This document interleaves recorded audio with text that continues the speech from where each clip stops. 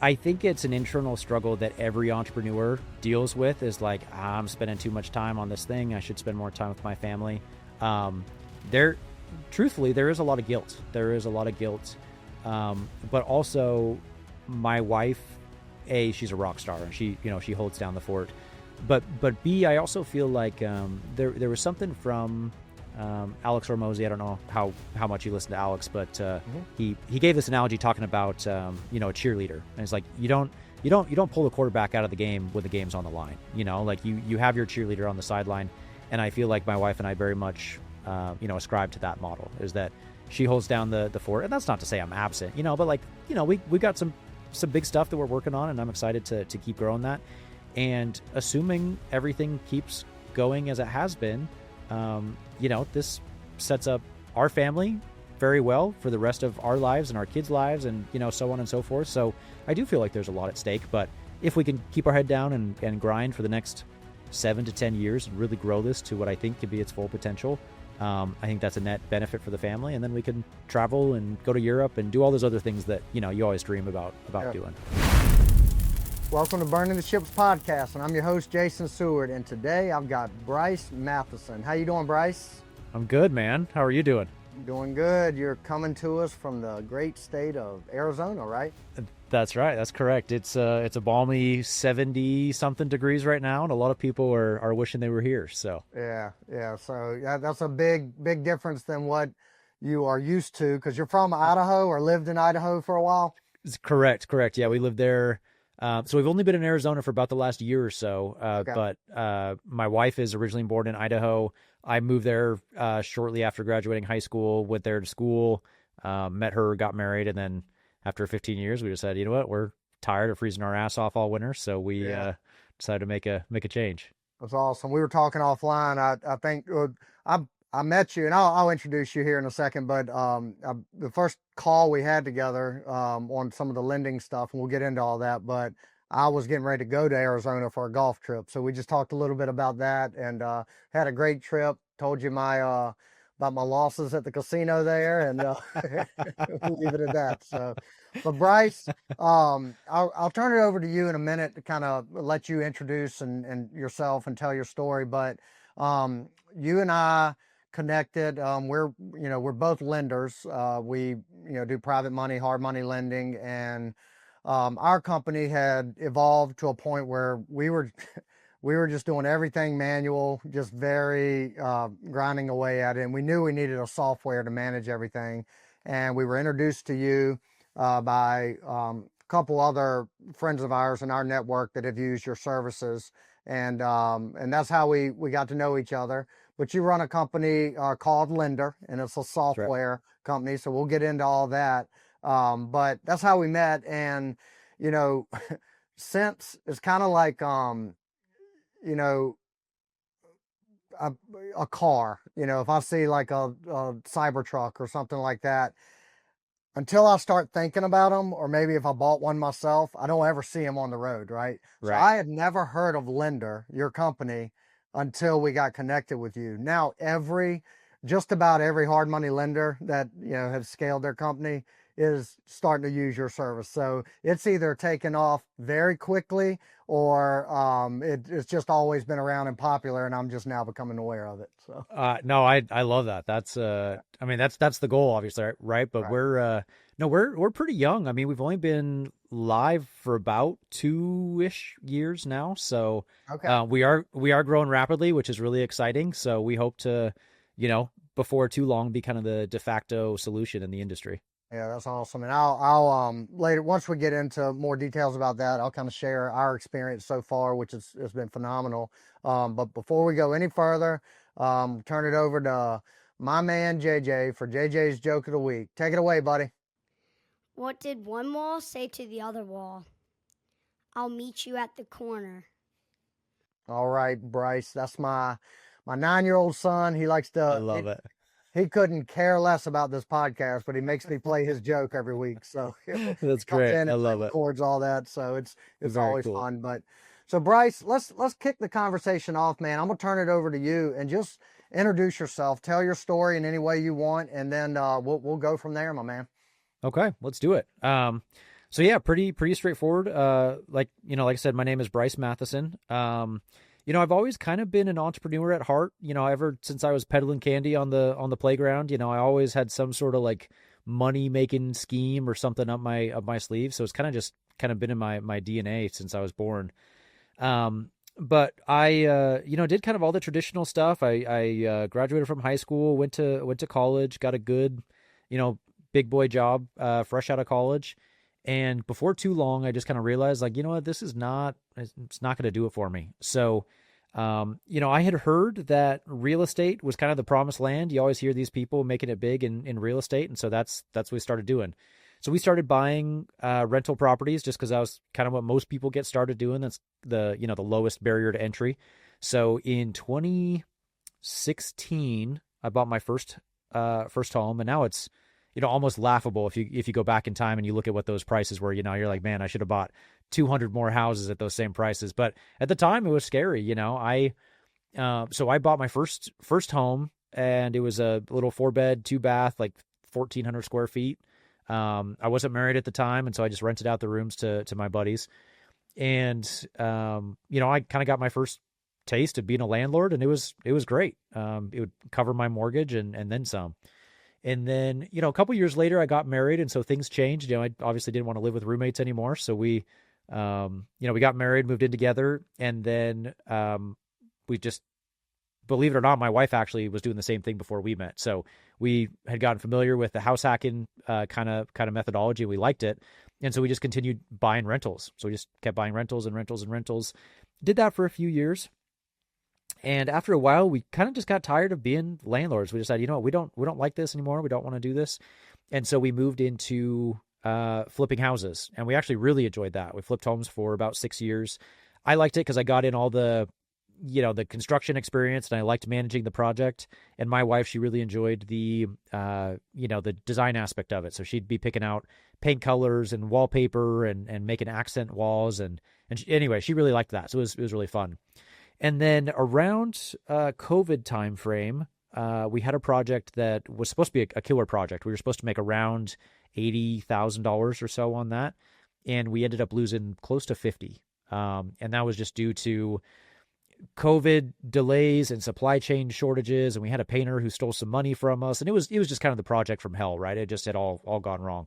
Yeah. And so I remember finally when that project wrapped up after about 14 months. I remember looking at the settlement statement when it was all said and done, and our hard money guy, he made $25,000 and we lost 50. Right. And so I remember thinking to myself, all right, clearly I'm doing something wrong. I need to be the bank. And so that's when we started moving to private lending. And then shortly after starting private lending, we kind of realized, like, hey, there's not a lot of great software out there. And having a tech background, I kind of skipped over that, but I did work for Department of Homeland Security for a better part of a decade. And so while we were buying rentals, I was doing that. And then slowly over time, once we started lending, that's when I officially left my W-2 and have just kind of been doing lending and software full-time since then. So anyway, that's kind of a word salad of our 10-year journey thus far. But I think there's probably a couple things we can pick out from there. Yeah, so I'm gonna back up and I just jotted down a bunch of questions as you went along. So sure. Let's back up. Yeah, where'd you go to college? BYU. Okay, gotcha. And are you originally from Utah or? I'm not actually. So I was born and raised in Washington, and then after graduating high school, then I moved out to Idaho just for. And you're probably thinking of the big BYU. There's a smaller like sister campus in Idaho. Oh, okay. Gotcha. And so yeah, went to school there. Gotcha. All right. And you said graduated and got your big boy job. So was that in tech or? It was. Yeah. So I started out as a server administrator, systems administrator. And fresh out of college, I was making a whopping $42,000 a year. And I thought that I had made it. I thought that was everything that I needed. And then some. Yep. Like I had all my roommates paying for my mortgage. So like I was living like a king. But pretty soon you start getting some responsibilities and you realize that that's not enough to make it anymore, and hence the kind of the rentals. Yeah. So when you bought that first house in 2016, you mentioned you were house hacking. did you know, was your intent to house hack? Like, did you buy it knowing your mortgage is going to be this and I can rent these for this, or did it evolve to that? No, I mean, honestly, I wish I could go back in time and kind of slap myself. Like I was a moron, right? Like Yeah. so I got my big boy job and I hadn't even thought of that. And the funny thing was like I was living in an apartment with a bunch of friends and I didn't even consider like, oh yeah, you should come over and rent rooms from me. I was at my uncle's house one day and I was kind of telling him like, okay, I got the big boy job. The next natural progression is I got to buy a house. That's just what you do in life, right? And he's like, "Oh, are you going to rent out the rooms to your roommates?" And I was like, "That's a really good idea. Yeah, I should totally do that." So I was stupid, but I don't know why I had never heard of the term house hacking. I didn't even know that was a thing. Yeah. Yeah. Well, it's funny how things happen that way. I guess in any business or industry, but I had never had no idea what a hard money loan was until after I owned probably 10 rentals myself, Yeah, and same, I same. was just doing things the way I knew how to do them. And then I got to a point where I was out of capital. I needed to borrow some money. I went to a hard money lender. Like, what is this I've unlocked? And now I'm a lender myself, but it's just funny how things evolve that way. So when you bought that house in 2016, you said that started your real estate journey. But did you have a vision at that time? I know the house hacking thing just happened, but was there a vision of, okay, I need to buy a bunch more of these, or did that evolve as well? Yeah, it definitely evolved. When we, like I said before, so before I even met my wife, she was house hacking as well. I was house hacking. And so we had both gotten used to, the kind of this, I don't know if you call it passive, but this cash flow that you were getting from renting out the rooms. And so when we got married, we actually ended up moving into her house, which kicked out her roommates. And then I still had my house. And so we were thinking, we still want to do this. And, if we're bringing in $1,000 a month from each property, that's pretty good. Let's keep doing this. If we can make $2,000, what can we do with 10 houses? And that's obviously just the next natural progression. Right. How were early on when y'all were starting to stack up these houses? How were y'all funding them? Did you have HELOCs? Were you using private money at that point? How were y'all paying for everything? Yeah. So just like you, I didn't know that private money was a thing. I had no idea. So, Right. we actually, believe it or not, ended up selling my house. And I remember walking away with a check for like honestly, I want to say it was like $42,000, which was really ironic because that was my exact annual salary that I was making from my job. And so that was kind of the big unlock. I was like, I did nothing but own this house for 2 years and I walked away with a check for 40 grand. What can I do with 10 of these? Yeah. So we ended up, we took that money, we paid off a bunch of my student loans, paid off some credit cards, and then we had around 25,000 left over. And so we used that as the down payment on the first one or two properties, which you could do back then because properties were cheap. Yeah. So as you started buying them, and I'm sure that evolved in your creativity in buying them, and just I'm sure you were educating yourself along the way as well, and For just sure. learning as you went. But as having the like tech background, were there things like because I'm building to where you're at now with lender, but when you would, let's say, were you self-managing your properties? I So was. okay. Yep. So were there things you were seeing like holes in systems and stuff like that, where as a tech guy, you're like, man, I could probably build a better mousetrap here. Were you looking at Absolutely. things that way the Oh, whole time? absolutely. Okay. I mean, that's just the way that my brain works. Like I'm very systems processed, and like if they're, and I mean, naturally, I think I just gravitates toward software. Like, is this something that a tool or software can resolve? That's just the way my brain works. Okay. So my next question behind that is obviously it evolved to this, but back then, when things would pop up, like as you would see, like, man, we need a better system around XYZ. Does your brain then go towards, well, maybe I can build it and commercialize it? Were you thinking Oh that yeah. way at that point? So believe it or not, we actually built which we have since sold a number of years ago. But when I was managing the rentals, actually, you're dead on. We built a software tool that I've since sold that was basically like a QuickBooks alternative. And not to get too like in the weeds or whatever, but one thing is most people use QuickBooks to manage their rentals. But the hard part with QuickBooks is I wanted to see I could manage my whole portfolio. Like, we brought in this much this year, these were our expenses, and this is our net profit, right? But I wanted to see, this unit may be bringing in $2,000 a month, but is this unit bringing in negative $200 a month? You couldn't really see that easily in QuickBooks. In order to do that, you'd have to go up to the next tier, which would introduce these things called classes, and then you could break it out by individual properties. But I was kind of still on a shoestring budget, and I was like, I can't spend $600 a year to see just if my units are profitable. So again, being a tech background, I just like, what, I'm going to build a QuickBooks alternative. So we did, and we ended up exiting that a couple years back too. So yeah, I mean, long story long. That's naturally where my brain kind of gravitates towards. Yeah, that's great. I mean, it's obvious with what you built with Lender, which we'll get into, but you know, so I don't have that mentality. I don't have that tech mind, which is why we pay somebody like you to give us the software. But I do have a mind that's always looking for like holes that can be filled, right?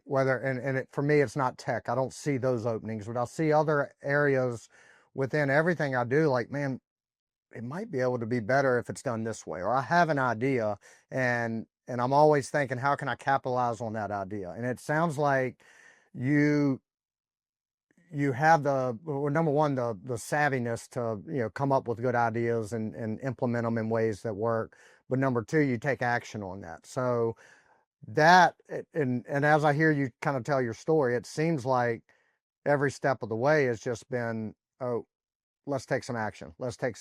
So for you and your wife, where does that, I guess, that drive to not just have an idea, but actually take the risk, take the action, take whatever comes next to get to the next step? Where does that come from? Is that something from your parents? Is that something innate to you that you've just evolved or developed over the years? I'm curious. Yeah, it's a good question. I don't know that I have a good answer. What's funny is, if you look at both of my parents, neither of them are intrinsic big risk takers. Like my mom, horrible entrepreneur. She is designed to work for somebody. Like give her a task and she will execute it. But you give her this kind of amorphous, like, yeah, go do this thing, and her brain just can't comprehend that. And I think my dad works in a very similar way. So, I don't know that was necessarily genetic, but I think the idea of hard work and just kind of grinding and kind of just trudging through the mud to get where you want to, that was probably instilled as family values. Yeah. Right. Do you think, now I know you can go anywhere with this, but do you think entrepreneurs are born, like successful entrepreneurs? Like you mentioned selling candy on the playground as a kid, right?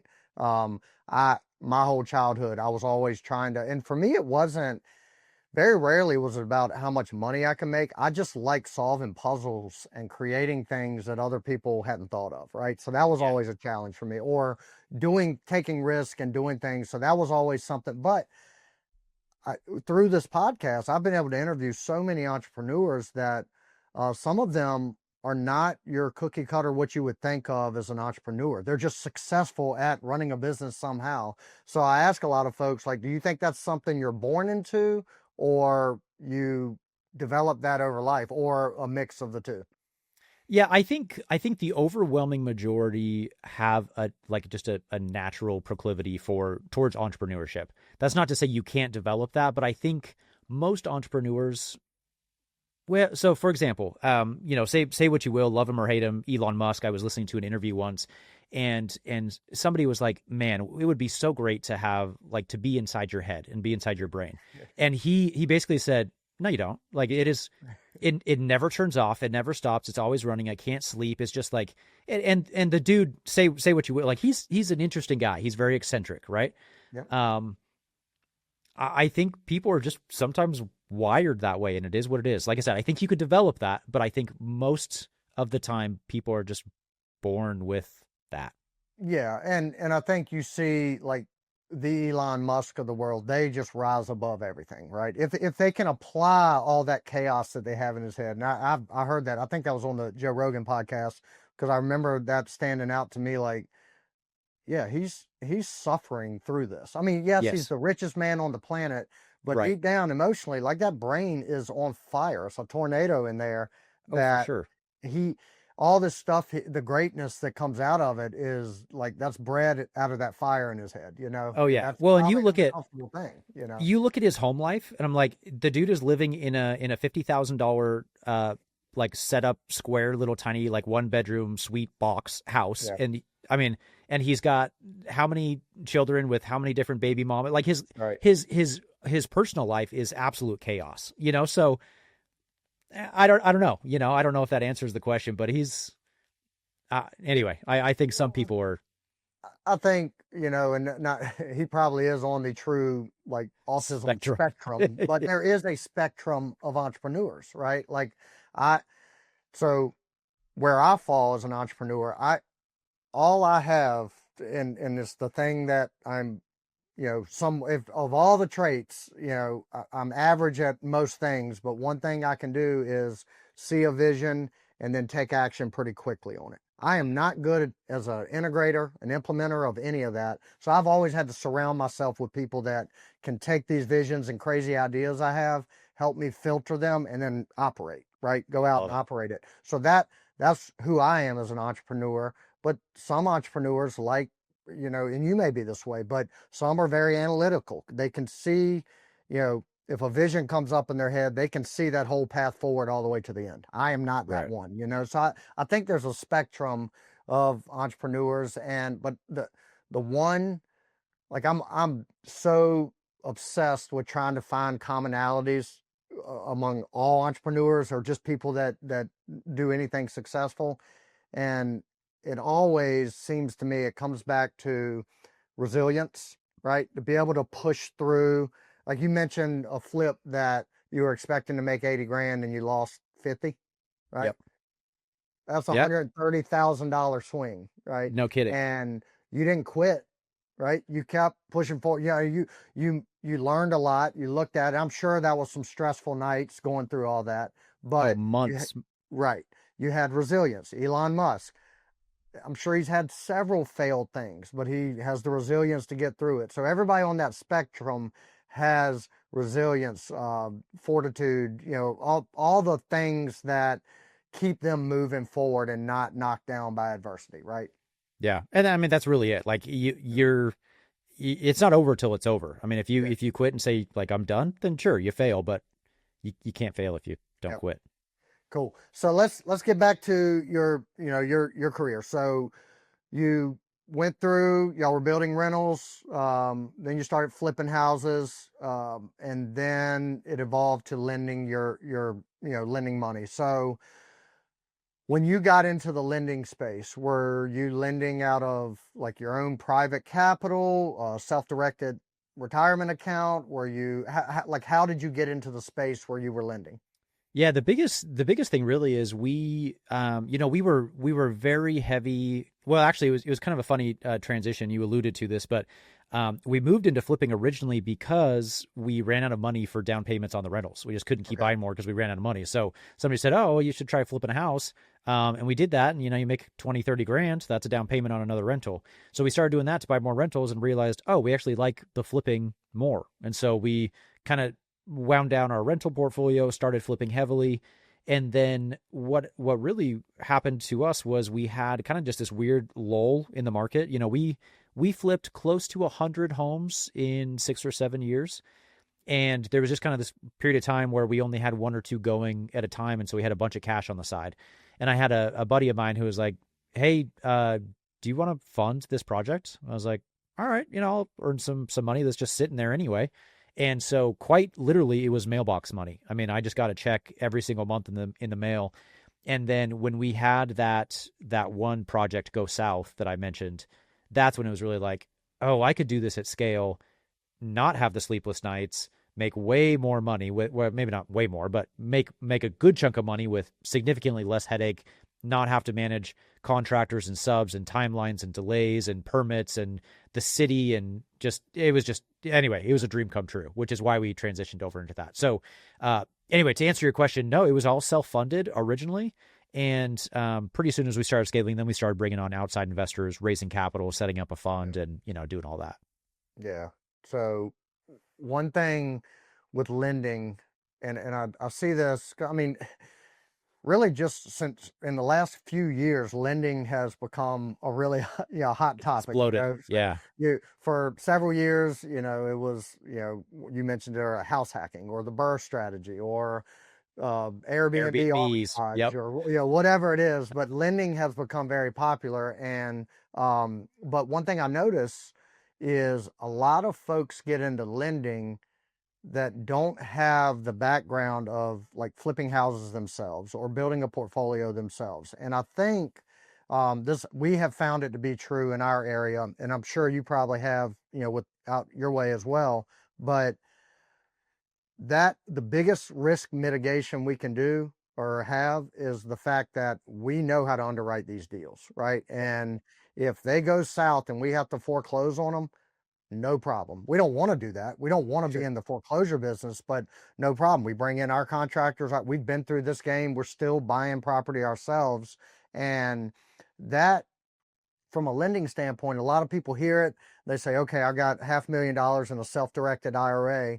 I've never flipped a house. I've never done anything, but I can make 18, 20% on my own money lending it. Let me go do that. And they get in a lot of trouble that way. Oh yeah, Right. absolutely.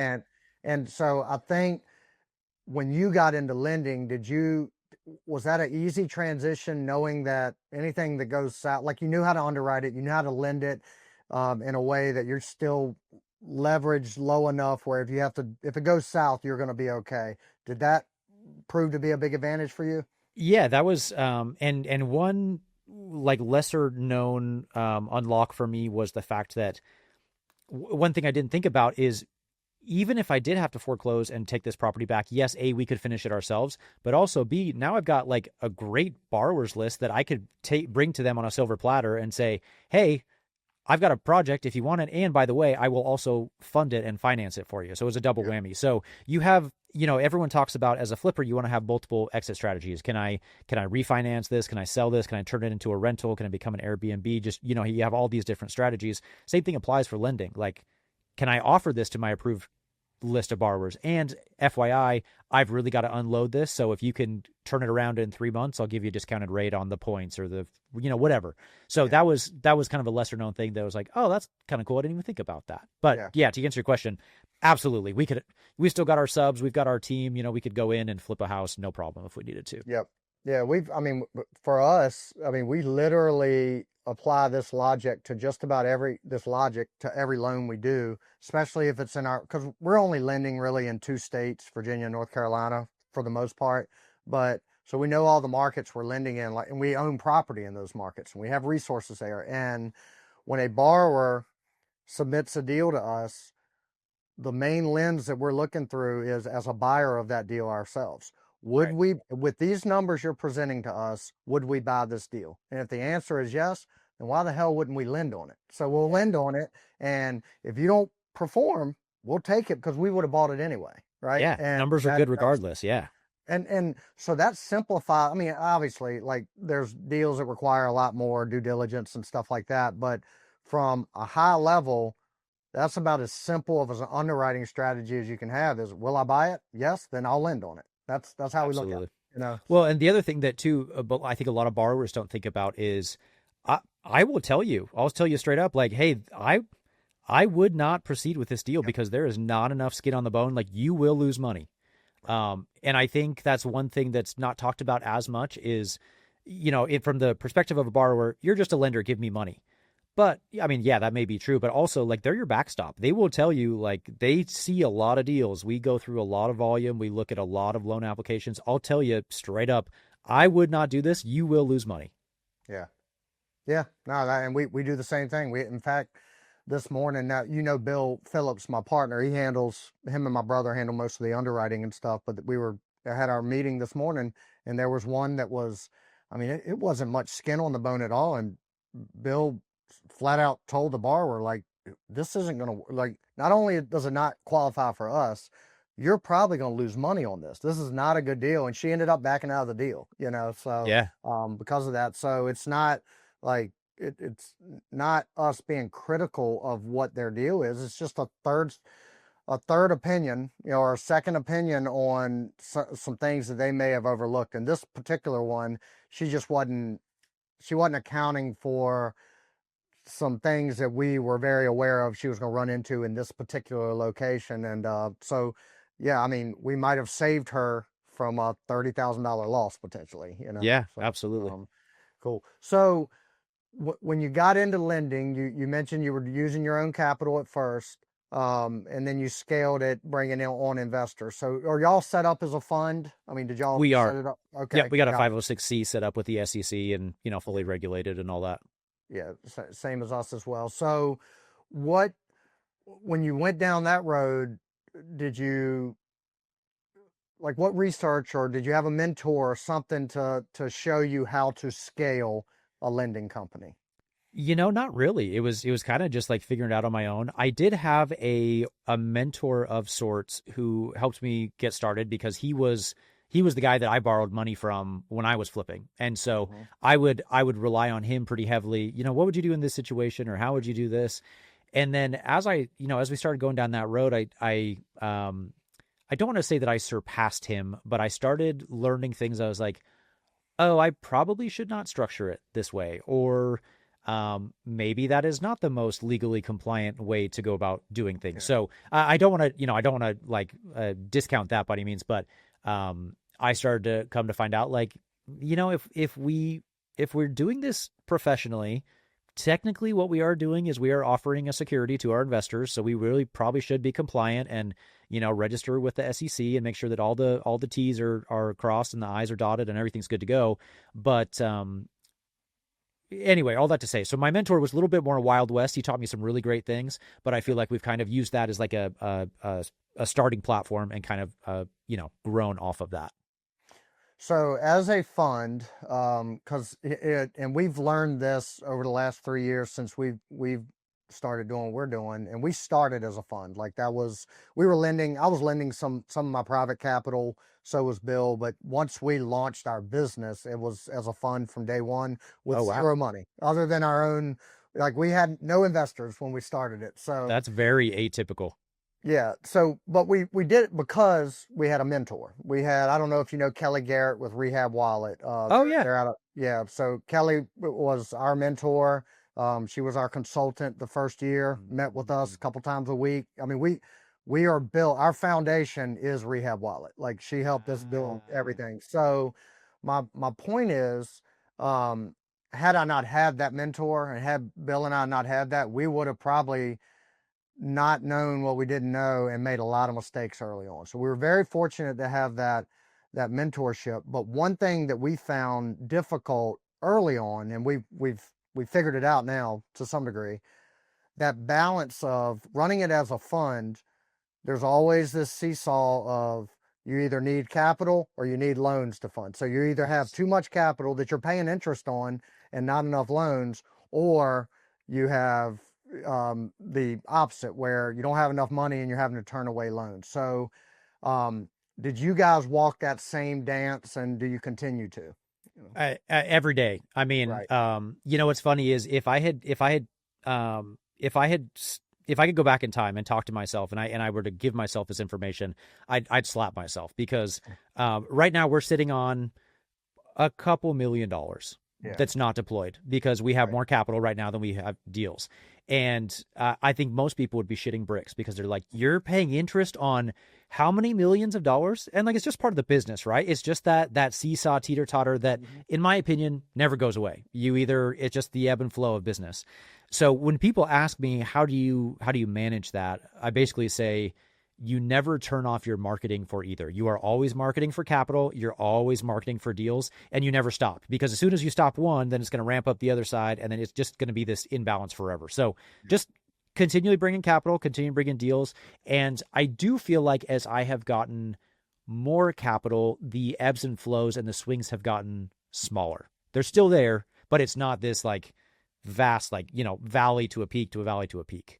Yep, we're same boat for us. I mean, as you grow, you you kind of unlock access to lines of credit and stuff like that, so you can kind of run that capital down closer to zero and have the backstop of a line of credit, and that gives you, a lot. I'm assuming y'all operate the same way, but like a lot of our rehab money is we hold that back in escrow. So at any given point, we could have $1.5–2 million sitting in our account that's all allocated to rehab that we're earning interest on. And, so there's a play where we can use some of that money to, relend it or lend it out and kind of play that game. So it does unlock a lot more levers to pull, but I agree with you. Capital solves everything, right? If you have the capital, you will always find a home for it. And we have found that, like, we would stress early on, we'd get a big investment come in. Like, oh God, we got to go find $2 million in loans in the next month to get to deploy this capital. And as soon as we pull that marketing lever, within 3 days, the money's gone, right? Like we have deals for it. And so we decided, just like it sounds like you're the same way, we're never going to stop marketing either side. If the loan demand is not quite keeping up with capital, then we just have a wait list of investors, right? And we'll let them in when we need more capital, because you will need more at some point. Yeah, exactly. And what's funny is I've had that exact same experience. It does not, I don't lose any sleep at all knowing that I've got $1 million, $2 million sitting on the sidelines, because I just wait and it'll be gone before too long, because there's always some deal that comes across that you're like, well, shit, now I need more money, like it's just the nature of the business. So at what point, as you're building the lending, so how long have you guys been operating as a fund, or just lending in general? Lending in general, we're almost coming up on 4 years. As a fund has been about 2. So we, when we just started with our own capital, it wasn't even really on our radar that we needed a fund or set up a fund. I had no concept of that. And then as we started bringing in outside investors, I was like, we could get in some, hot water if we're not doing this right. So what does that look like? And then we started going like, oh, okay. It sounds intimidating and scary to like set up a fund, because at least my brain naturally goes to like big Wall Street hedge funds. And you're like, I don't have the qualifications to do this, and then you realize like, oh, it's very commonplace. There's lots of itty bitty tiny baby funds that I don't know. It's just, as you learn, and it really wasn't that intimidating. That's right. Yeah. And that's how most everything in life is. Like seems, a lot of stuff seems intimidating until you just dive in. And then you realize like, okay, well, if they can figure it out, I can figure it out. Right. Or surround myself with people that can help me. So I'm curious though, did you start out developing your own software from the beginning, or were you trying other things, managing these loans and servicing them and all of that, to realize like nothing in the market is as good as I need? Yeah, it was, I hit a threshold that most people do. I had probably 10 loans out, and I wasn't even as fancy as people's spreadsheets. I've seen some spreadsheets and I'm like, this is pretty cool. Like you built this out like really neat. It was just a note in my phone that was like, hey, I loaned this much to this person and this is when it's due. And these are the investors on it. It was literally just like a page in my notes app on my phone. It was embarrassing. Yep. And so, like I said, around about 10 loans, that's when I was like, I really need to do something a little more official. And, like I had my investors that were starting asking questions like, hey, can you remind me how much I have with you? And I was like, that's not good. They should know it anytime, like it was just starting to become like unwieldy and not super professional. So I started looking at other systems, and there's not a lot of software or a lot of tools out there, but there's like 2 or 3 big main players. And so I demoed all of them. And pretty soon after that, I realized this is not going to work for me. I'm going to have to build my own. And the biggest thing for me, and I know this is really dumb, but the biggest thing for me is it has to be kind of sexy, kind of pretty. If I'm going to be in a tool all day long, it's got to be pretty. If I'm going to stare at this, it's got to have some sort of UI interface that is like semi-attractive. And all these other systems that I looked at, I was like, dude, this looks like it's from the 2000s. Like it's like I'm Windows XP, like 2002. It just looks. I don't know. I couldn't do it. So that was the catalyst that kind of kicked it off to building our own. So you built it again. Now I'm gonna go right back to the question I asked you earlier. So you saw that, you demoed a few, didn't like how it looked. You wanted things a little bit sexier, so you're gonna build it on your own. right then were you thinking I can build this and mass produce it to other lenders? Or For I the mean, most part, yeah. yeah, Yeah. I was like, I mean, surely if I have this need, other lenders are going to have this exact same need. So, we started building it out specifically for us. And when we got to a point, we decided, okay, I think this is probably good enough to, it does not have all the bells and whistles by any stretch of the imagination, but it's good enough to at least, launch an initial MVP. And that's when we got the flood of feedback, like, hey, it needs this, it's got to do this. And you tack on the bells and whistles. And then it turned into this, full-fledged suite that it is now. So for example, and we've since changed our lending model too, when we originally started lending, we did not collect monthly payments at all. All of our interest accrued onto the back end, which now we don't even offer. But we built the software for us. And so when somebody came to me and said, hey, I'd really like to collect payments via ACH through your tool, I'd be like, I don't know how to do that, but I'll figure it out. As we started scrambling and we built it out. And, so we've had lots of requests like that. When the tool first launched, you could not do construction draws. Why? Because we didn't do construction draws. I didn't know how to give a construction draw to a borrower and collateralize it and secure it and make sure that money was protected. Like, I had a really hard time wrapping my brain around that. Now it just makes me laugh when I go back and think about that kind of stuff. But that's how it did start. It was very, very, very, very basic. It was not even a tenth of the way that it is now. Well, you're setting this up for me to kind of praise you guys a little bit because one thing that, like, when we started, I mean, we literally, like, as I'm speaking to you, we're just doing our first loans. Like, we've just moved our whole, like, active loans over in the last few weeks. But we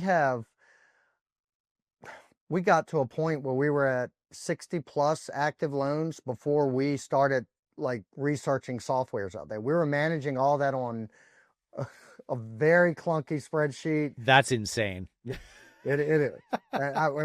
But it went from, like, any given time 25 active loans to 60 real fast because we had a big rush of capital this past year. So that's a good thing.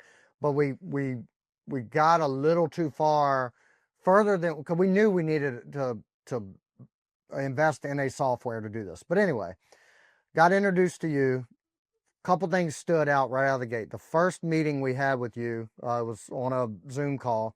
I think, like, you were in your house, you had just gotten done with a run or something. I was like, okay, this is a real guy. Like, he's out there, he's exercising, he's catching his breath, he's doing a call with us. And, like, I like that, right? I like that. Wow. Like, you weren't trying to oversell us on anything. You just presented what you had built, and you were doing it as the owner of the company and as a real human being. So we appreciated that. But the second thing and you just alluded to it, right from day one, you made it very clear, anything you see that could help your business that we could implement or consider, see if we could do it, let us know. We're an open book. We're not, we're not set in stone with this is how we do everything, take it or leave it. And I have talked to other folks that have worked with you guys as well a little bit longer than we have, and they've said the same thing, that you guys are so open to feedback, and not just taking the feedback, but actually taking action on that, right? And if it's something you can implement right away, you do it. And if it's something, I think it was a couple of weeks ago, we asked you if you had some, like, CRM capabilities or whatever, and you were honest. You said that's something down the road we're probably going to consider building in, but it's not something that's top priority right now. And but the things we've asked you, like, this would be, and you mentioned it earlier, implementing ACHs or draws and stuff like that. You're very willing to just build this and let it evolve with the needs of your customers. And I freaking love that, man. And that's, I mean, I can't praise you enough for that. And I think that's why you've gotten the reputation so quickly that you have, is because of that level of service. So. Wow. Well, that is too kind. Thank you. Seriously. That, like, from the bottom of my heart, I genuinely, that's incredible. But B, no, that's something that we've actively tried so hard to do, because I do feel like in other platforms that I've been, not as the owner, I would offer suggestions, and I just feel like it kind of falls on deaf ears. It just goes in one ear and out the other. I have a and I'll have to show it to you someday. I have a to-do list that is probably 6 miles long. It is infinitely long. But what I'll do is anytime somebody suggests something, it goes on that list. Anytime it gets suggested 2 or 3 times, it moves up that list. And so if somebody suggests something one time, I'll be like, all right, let's just kind of play this out and see what happens. And then as more people request it, and it's like, okay, this is something that people need, and we get it done just like that. Well, what you just told me, I'm going to reach out to everybody I know that's using Lender and ask them to request. Hey, put in this request because I really want this one thing. No, that's good.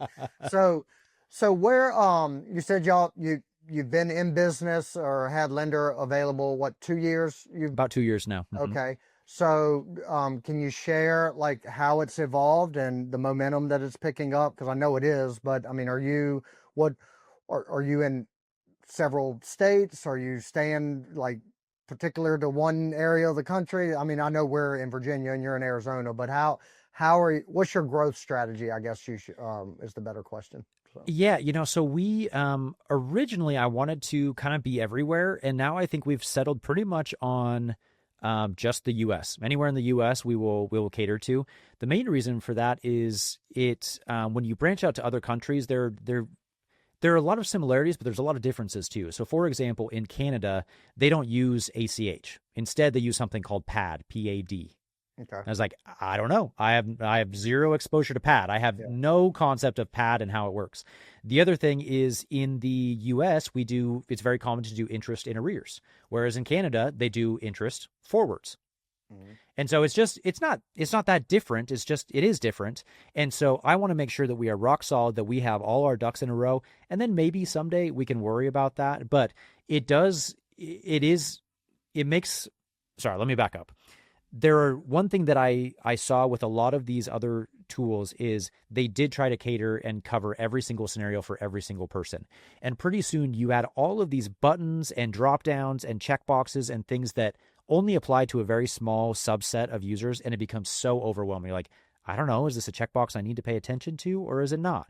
And it's like, well, do you use ACH or PAD? Well, I'm in the US, so of course I use ACH. So why do I have this checkbox for PAD? You know what I mean? Like I don't want to convolute the interface with all these stuff that doesn't apply. So maybe some years down the road, we'll expand to Canada and Australia or whatever, but for the foreseeable future, like it'll be probably US only. Okay. And right now, like,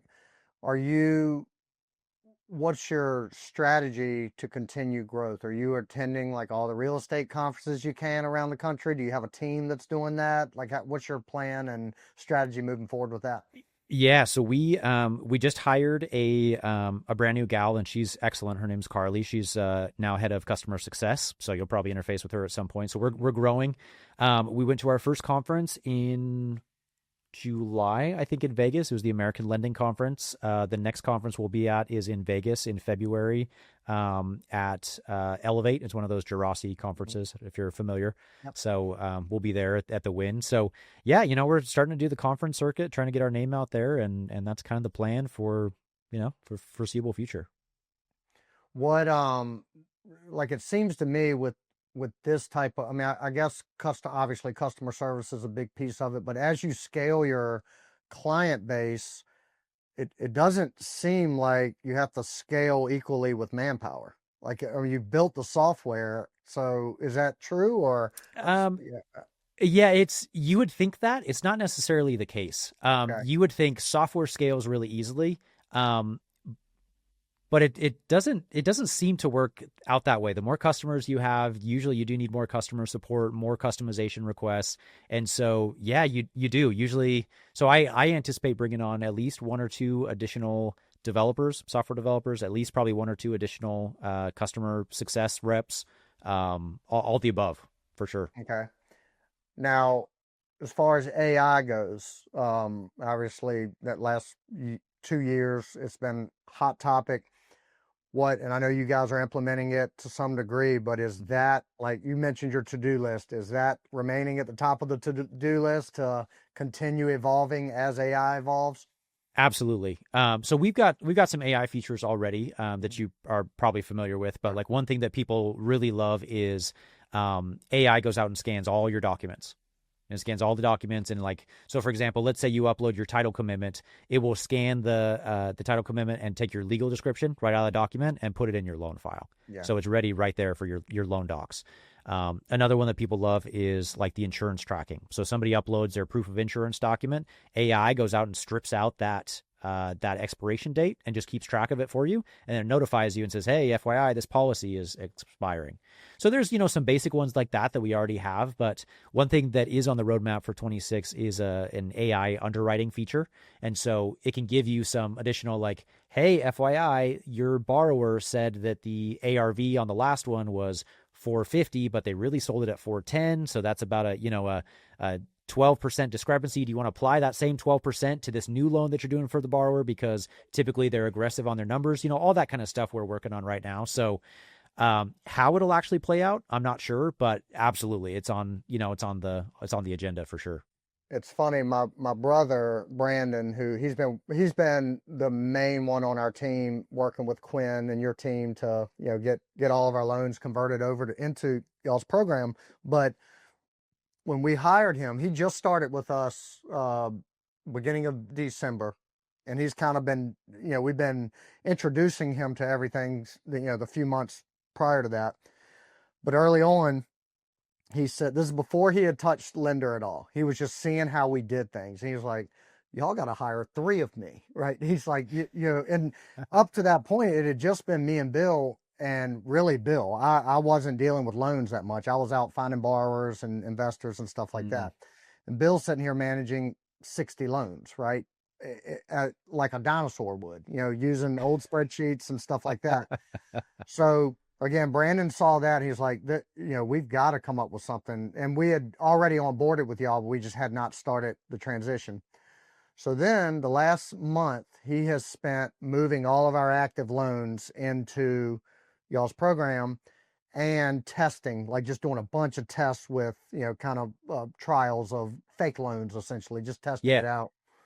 So he started by saying, y'all need to hire 3 of me to manage all this, to now he's like, I don't know if my job is needed anymore because Lender is so efficient. So that's the tip of the cap to you guys, because, with him, again, he's been in the weeds with it for a month straight, and he has certainly, I've been in there very little, just what he's shown me, but based on what he's messed with so far, it's a very efficient, very solid program, and we're excited about it. So I love it. Well, and one thing that we do mention as, just like on a sales call or a tactic or whatever, is we do say, a lot of people look at the cost of this software and they're like, oh man, that's real expensive. But honestly, truly, it replaces a full-time employee, not having to deal with chasing after borrowers to collect documents and the insurance and generating the loan docs and dealing with title in the back end. It's just you could pay someone 70 grand a year, 80, 90 grand a year to do all that stuff for you. Yeah. So when you look at it that way, like it really is a humongous cost savings. And on top of that too, there are many guards and checks in the system that has saved my ass many times. Before I funded a loan, it's like, you don't have these 3 documents. And I would have gone through and just pushed it through to funding and be like, oh, that's a huge, if I had forgotten that, so like, obviously I'm biased. I know that, but I feel like there are, a lot of things that are crucial. Yeah. And especially folks running a fund like we are, that's reassuring to your investors that you have, not just a secure and safe software, but software that has checks and balances built in that are not going to let you make a mistake that puts their capital at risk. So that's for sure. That's a huge selling advantage to, as you're raising capital. So as you're 2 years into this, obviously you're in growth mode right now. And I'm sure you've heard this as an entrepreneur, but like you don't really have a business until you can disappear for 6 months and that business keeps on. So for sure. Where are you with Lender when it comes to that? And do you see a path forward where you do have the right people in the right place where it's a scalable and sellable business without Bryce having to be involved? Sure. I think we're a ways away. And part of that is my own fault, kind of intentionally. it's my baby, and like I get kind of emotional, and like I have like this like separation anxiety from it. Yeah. But B, I think the other part is for example, a lot of people, the first thing they do is like, customers are annoying. I don't want to deal with customer support tickets, and just like, I don't want to see them. You guys handle it. But for me, I really like being in the weeds because I learn a ton. The way that people like operate or use the system or do this or do that, or if I start seeing, that there's the same support ticket come in 4, 5, 6, 7, 8 times, I'm like, something's broken. And I don't know that you fully get that urgency if you do kind of offload this. So no, we're not there yet, but I think, like I said, that's partially intentional, but also, like I said, I'm kind of like a helicopter parent and just want to make sure that everything is like, going according to plan. Well, and I mean, you're still young and have energy and like don't have any intent to retire anytime soon. Like, I mean, right. Yeah. So it not only is it your baby, but you still have, it doesn't, I would imagine it's not hard to wake up and do this and run this thing every day. Right. I'm excited. I wake up and like, I can't wait. Truthfully, I do. I wake up at 5:36 and I'm working on it until 6:00 at night. And people are like, really, for software? Like, there's a lot to it that a lot of people don't see behind the scenes, but you're right. I love it and gets me excited. And I can't wait to see what we build and continue to add to it. So how do you balance that desire to just be in it from 5 a.m. to 6 p.m. with, you mentioned earlier, your wife, and you have 2 young kids, 5 and 3? Correct. Mm-hmm.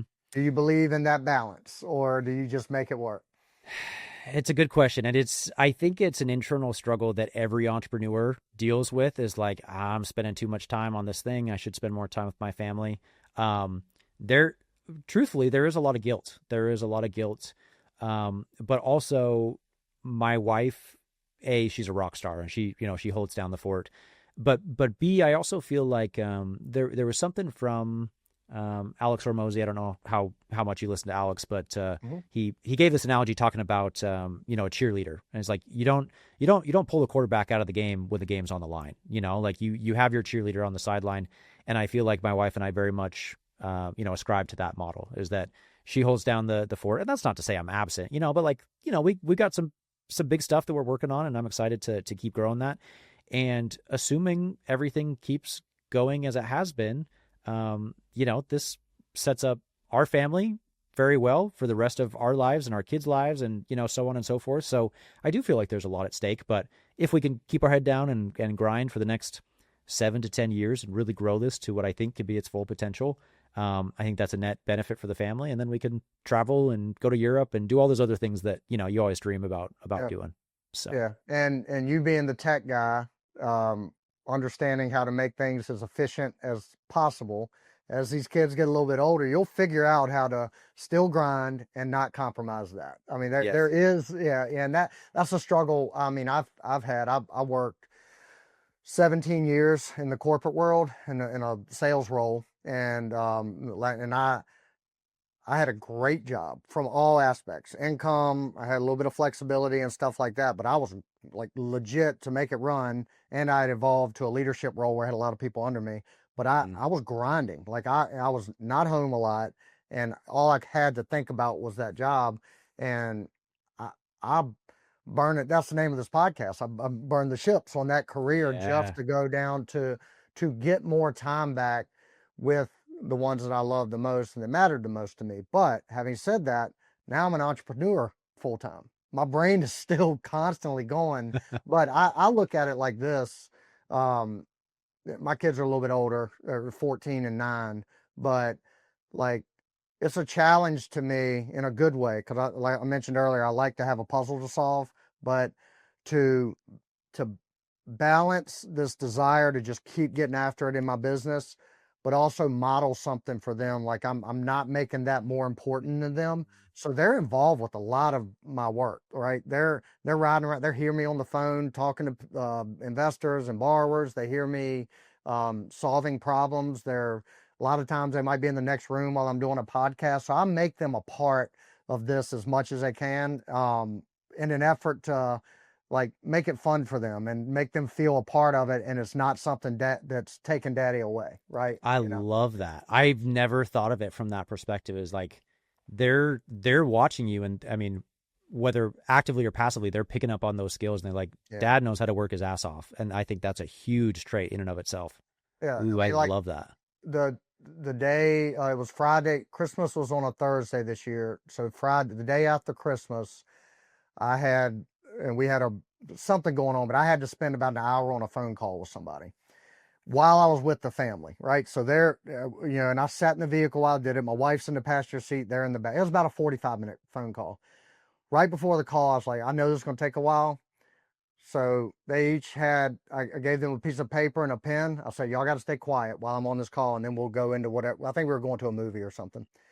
And I said, they know I say a lot, right? They hear me. So they get tallies. Y'all make a bet to see who can be closer to how many times I say and they tallied it. And so I turned it into a game for them. They weren't bored by Dad having another business call. And so I try my best to connect the two as much as I can, rather than keeping them separate and, again, them resenting the career I have, you know. I love that. Yeah. Well, and also on top of that, it is about, quality time. Like, for example, the other day, it's 1:30 in the afternoon. My daughter comes in and she said, Dad, we should go to the gas station and get a treat. And I'm like, you know what? That's a good idea. So like, if you're stuck in the office 9 to 5, you can't do that. Like, cool. It takes 20 minutes. We drive down to the gas station. She gets a sprinkled donut, and she's the happiest kid on the planet. And those moments to me are infinitely more valuable than, you're just like kind of sitting on the couch. Like, you're not working, but you're also not doing anything. You're not paying attention to them. Right. So, it does take a lot of time, but it also affords a lifestyle and the flexibility to, just like you said, live according to how you want, and you burn the ships, and that's all part of it. And I don't, to your point about those little blocks of times where you're just focused on them, and I forget who I heard say this, was on another podcast, like 10 minutes to a 3-year-old relative to the amount of time they've been on this life is a huge percentage of their time, right? Mm-hmm. So it's a big moment for them compared to, I'm 44, 10 minutes of my time just comes and goes and it's gone. But to a 3-year-old or a 5-year-old or a 9-year-old, 10 to 30 minute blocks of times where you're just dropping everything and focusing on them, that's huge. That's like a year to us or 5 years to us, I love it.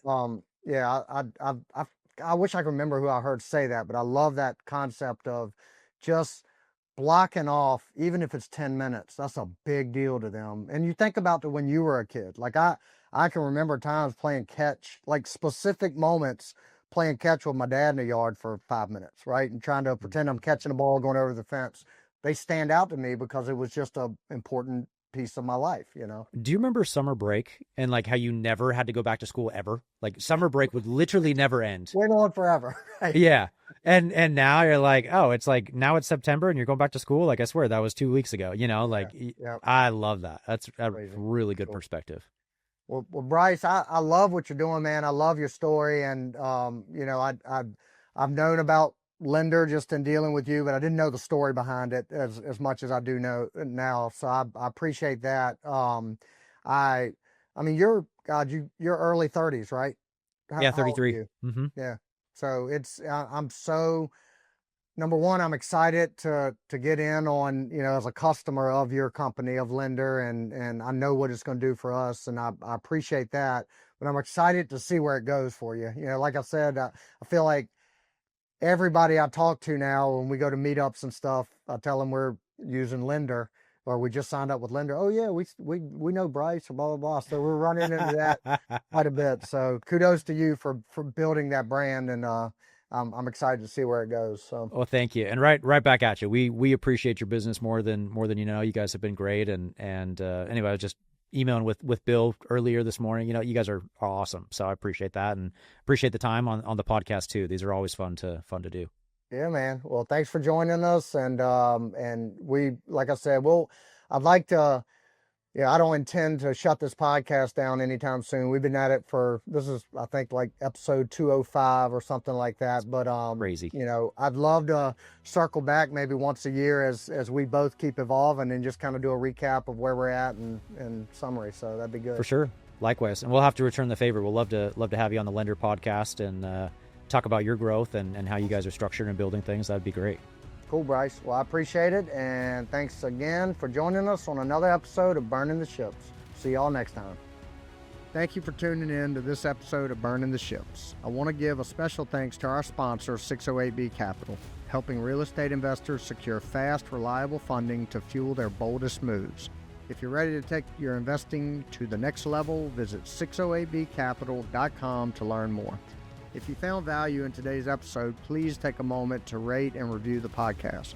Your feedback not only helps us improve, but it also helps us reach more people who are ready to burn the ships and commit fully to their goals. And don't forget to share the episode with someone who needs that extra push to take bold action. I'll leave you with this. Burning the ships isn't just about removing the option to retreat. It's about unlocking the courage to charge forward. No matter the odds, the past is behind you and the future is yours to conquer. Thank you for listening, and I'll see you next time on Burning the Ships.